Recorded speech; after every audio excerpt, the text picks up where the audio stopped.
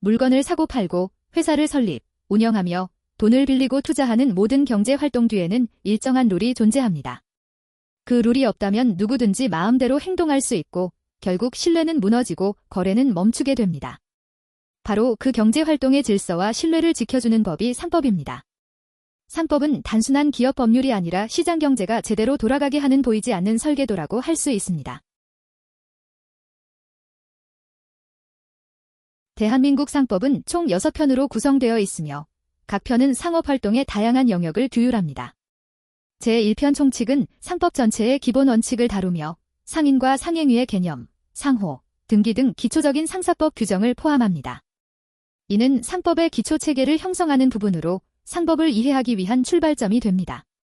제2편 상행위는 상인이 수행하는 다양한 거래 행위에 대한 특별 규정을 담고 있으며 상사매매, 중개, 운송 등 실무적으로 중요한 상거래 유형을 구체적으로 규율합니다. 상인의 경제활동과 직접 연결된 실천적인 내용이 중심입니다. 제3편 회사는 한명회사, 합자회사, 유한책임회사, 주식회사, 유한회사, 외국회사 등 다양한 형태의 법인 기업을 다루며 회사의 설립, 운영, 조직, 대표, 주주나 사원의 권리와 의무, 해산과 합병 등 회사 운영 전반에 관한 법률 규정을 담고 있습니다. 제4편 보험은 손해보험, 인보험, 해상보험, 자동차보험, 보증보험 등 다양한 보험 제도를 포함하며 보험계약의 체결과 이행, 보험자와 피보험자의 권리와 의무, 보험금 지급 및 면책 조건 등 보험의 기본 원리와 실무를 규정합니다. 제5편 해상은 선박, 선장, 해상운송 및 해상위험, 공동훼손, 충돌, 구조 등에 관한 규정으로 구성되어 있으며 해운기업과 해상운송과 관련된 법률 관계, 선박의 법적 지위, 해상운송 계약 및 사고 처리 절차 등을 다룹니다. 제6편 항공운송은 항공운송에 관한 특별 규정으로 항공화물, 여객, 수화물의 운송과 운송인의 책임 및 손해배상 한도 등에 대해 규율하고 있습니다. 항공산업과 관련된 법적 분쟁을 해결하기 위한 기준이 되는 규정들입니다. 이렇게 상법은 기업활동 전반을 포괄하며 각 분야의 특성을 반영한 세부 규정을 통해 상업적 신뢰와 효율을 동시에 추구하고 있습니다. 37번 문제입니다.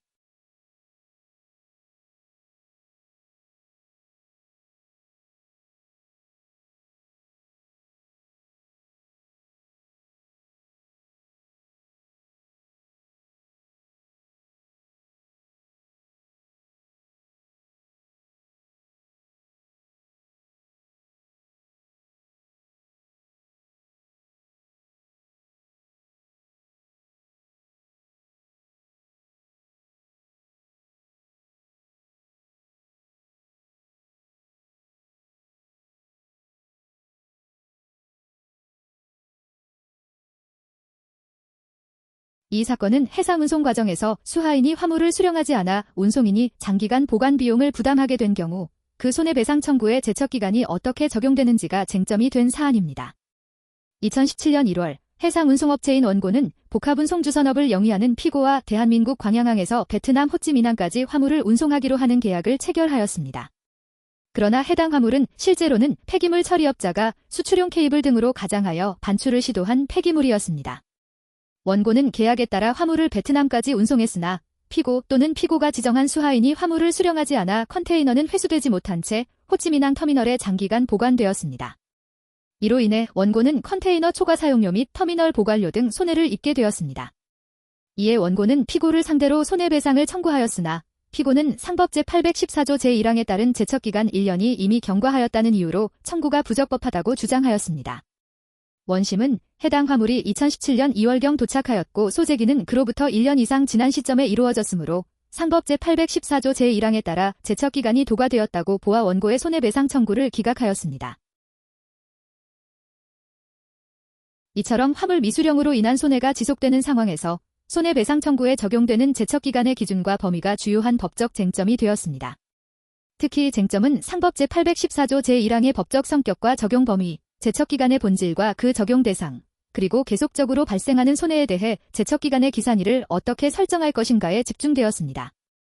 이에 대법원은 해상운송인의 송하인 또는 수하인에 대한 채권과 채무는 청구 원인이 계약이든 불법행위든 관계없이 운송물이 인도된 날 또는 인도되어야 했던 날로부터 1년 이내에 재판상 청구가 없으면 소멸한다고 보았습니다. 이 1년의 기간은 제척기간에 해당하며 이때 운송물을 인도할 날이란 운송계약이 정상적으로 이행되었더라면 인도가 이루어졌을 날을 의미합니다. 제척기간의 본질과 적용 범위와 관련하여 대법원은 제척기간의 입법 취지는 권리자가 신속하게 권리를 행사하여 법률 관계를 조기에 확정하려는 데에 있지만 아직 발생하지 않은 권리에는 제척기간이 적용되지 않는다고 판단했습니다. 따라서 보관료나 컨테이너 초과 사용료처럼 손해가 계속 발생하는 경우 손해 발생일을 기준으로 제척기간을 날마다 새롭게 계산해야 합니다. 계속적 손해에 대한 제척기간의 기산일에 관해 대법원은 피고가 화물을 수령하지 않음으로써 발생한 보관료와 초과 사용료는 날마다 새로 발생하는 손해이므로 그 제척기간 역시 각 손해 발생일을 기준으로 개별적으로 계산해야 한다고 보았습니다.